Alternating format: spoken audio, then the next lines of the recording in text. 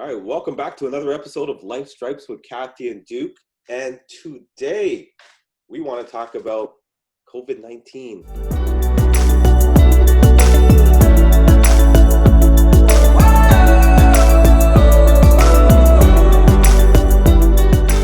Second wave. Again. Second wave, Kathy. Like, this is happening. It's starting all over again. It's happening, and we knew it would. I mean, at the end of once they opened everything up and school started, we knew that this would happen, right? Right. And Doug's already dropped the numbers of people allowed in groups. Yeah, to 10. So inside it's back to 10, right? It's back to 10. Yeah, for outdoor activities, what is it? Because I'm so conflicted. Outdoor activities, it's 25. 25. But 25. But if you're going to stand in groups, it needs to be 10. Yes. Or in your house or whatever. Right. So Okay. So what to expect with this kind of reduction of size of indoor groupings and things like that? Well, let me tell you something.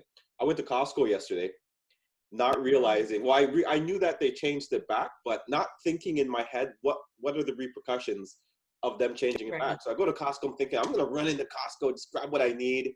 I get there and there's a line going down to the street. And I looked at the line and I was like, yeah, I'm not doing this.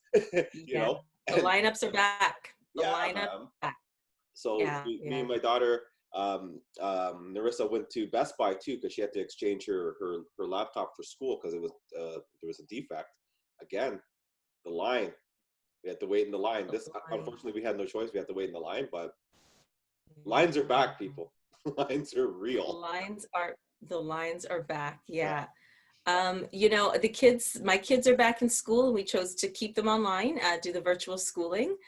And for partly this reason, because we figured that the situation was going to change and that the spread of COVID was going to rise. So we thought, just keep them home. Let's figure this out till November. And then if we put them in school, it wasn't. And I'm telling you, the online school is posing its own challenges for these kids. And what happens is a lot of them aren't versed in technology, right? So my daughter's 8, my son is 10. And when they have to download this and search for that, they're like, Mom or Dad or whatever. And if you're not sitting right beside your kid or, at their beck and call, really, things aren't going to get done. So it's really going to be an issue for parents who have kids doing virtual schooling who are not as versed on the computer, because then the parents have to stop whatever it is that they're doing. And if they're working from home, my gosh, it's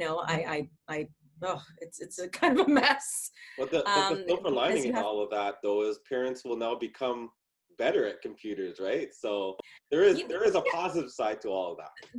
There is, but if you're working, you have to work. You can't, be running to your kid. And if you have two, like I have two, so there's an 8-year-old, 10-year-old, at two completely different levels, two completely different needs, and so it's very challenging. It's very, very challenging in itself. It's going to be. It's going to be, for sure. It's going to be very challenging for a lot of people. But I mean, this started during a school year, and some parents have been doing it. And I know a lot of parents kind of, oh my gosh, I can't wait for my kids to go back to school. And then you have those parents that are like, no, I don't want to send my kids back because, we don't know what's happening, how they keeping our kids safe. And for me, like I go for a walk every morning before I start, work. And when I look at some of these classes, because I walk by and I'm looking in the classes and I'm like, I'm not really seeing social distancing in the classes. Like, these are full classes. Like, there's a lot of kids in these classes. So like, how you really, I can see the point of why some parents don't want to send their kids to the school, because I don't really see what they're doing to keep the kids safe. Well, that's another reason why we made the decision. There were many factors, and that was definitely another one of them, because we just weren't sure. We didn't think that, we're in Halton, so we really didn't think that Halton was ready, especially some of the things that I'd heard going on in Toronto or whatever. I was like, yeah, we're not there yet.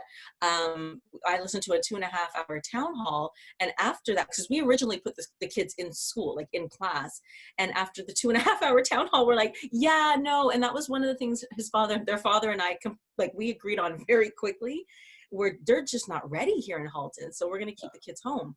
But like I said, that then poses, a whole other set of challenges. So yes, it was, oh, let's let them have some time to figure this all out in class, but then online is a whole other set of issues. The kids that I know, I've spoken to a couple of moms whose kids are in class, and they're like, they love it. It's great. It's so clean. So I'm like, what? Okay, hang on. Did I miss the boat on this one? But there's in Halton, there's no, they haven't reduced the gatherings, right? Like your numbers are still the same. It did not impact Halton. Like when they said, okay, we're reducing it to 10 indoors and 25 outdoors, that's not, they haven't called that in Halton. Well, I actually don't see a lot of large groupings in Halton, to be very honest with you. So whether we just comply automatically to that rule that's passed in, Toronto or whatever, I don't know. But I don't really see a lot of big groups. That's the truth. And with kids, I see after school, I've seen maybe groups of 5 or 6 kids walking together. And I don't know if that was on purpose or if they were conscious of it, but irregardless, I haven't really seen a lot of big, groupings of people together. I think people are really just trying to be compliant. Everyone's, wearing their PPE, the masks and all that stuff. So that's a good thing. I just hope that everybody, does their due diligence. I know people are having weddings and there's a lot of funeral activity, whether or not you can be a large group in a funeral, but there's a lot of post-funeral get-togethers. And I know between weddings and funerals, that's kind of helped the spread, sort of rise up again. Yeah, well, people are having parties. Like there was a lot of tickets that were handed out. There's a lot of tickets that were handed out over the weekend and last week because people are having like big parties still, right? So it's like, what are you doing? Like, I get it. Like you miss being outdoors, you miss being around, your friends and all that stuff. But come on, you can find another way to hang out with your buddies and all your friends. Don't be having these big parties during a pandemic when, the numbers are still rising. You don't know, they're your friends, but we don't know where everybody's been, who they've been hanging out. You don't know who you've been in contact with. And once you spread it in that group, it's just going to get worse, right? So everybody's got to do their part. And this is it, so, but even school, you look at school, right? Then there's 18 plus kids in a class and there are a lot of classes, okay? Even though there's a reduced number, there's still a lot of classes. And then these kids go outside and I know they're trying to cluster them. So I'm really just trying to wrap my brain around, you're bringing all these kids together from their different environments every single day to be around each other. And at some point at recess, I believe they can take the masks off as long as they're in their small group, like their class group or whatever. And that also could help the spread. You know what I mean? So yeah, like you said, how much social distancing is really going on even in the schools? Yeah. And that those are crowds of people. So I don't know.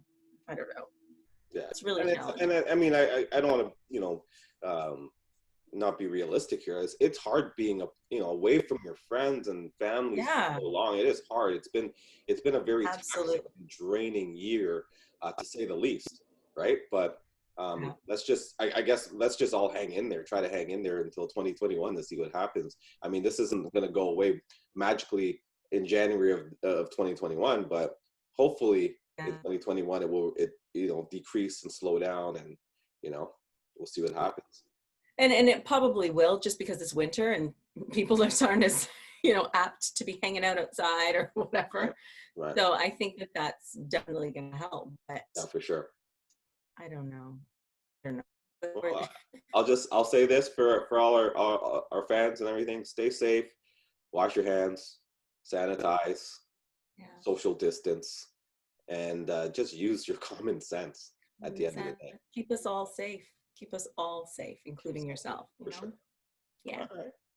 Well, this has been another episode of Life Stripes with Kathy and Duke. If you like what you saw, please subscribe, hit that like button, and that's the time. We're out. Awesome. Later.